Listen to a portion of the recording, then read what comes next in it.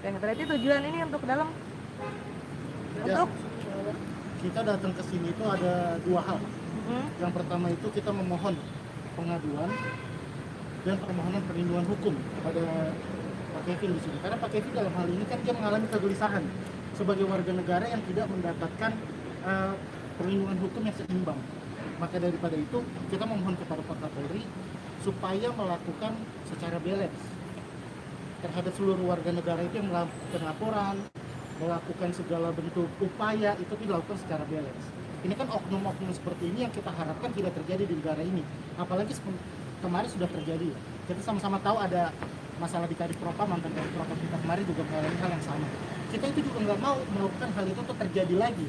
Apalagi khususnya dari sisi Pak Kevin. Yang jelas kita bisa tekankan di sini, Pak Kevin itu adalah korban. Pak Kevin adalah korban, dia bukan pelaku tindak pidana. Jangan dianggap bahwa dokter itu adalah wanita, dia tidak dapat melakukan sebuah penganiayaan. Tidak. Semua orang itu dapat melakukan penganiayaan. Dan dalam hal ini sudah sangat jelas Pak Kevin ini adalah korban.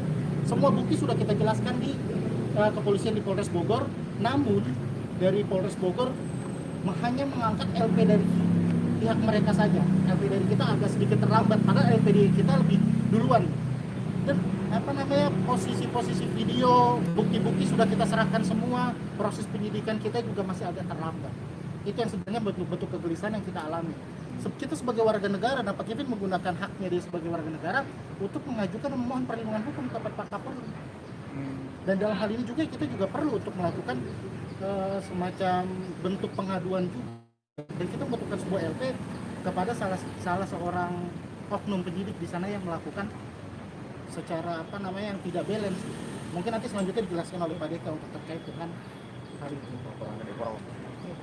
Jadi selain daripada kami melakukan laporan dan pengaduan serta meminta perlindungan daripada kepada Pak Kapolri, kami juga hendak melakukan pengaduan dan laporan terhadap adanya tindakan oknum-oknum di Polres Bogor yang tidak profesional dalam menangani perkara Pak Kevin.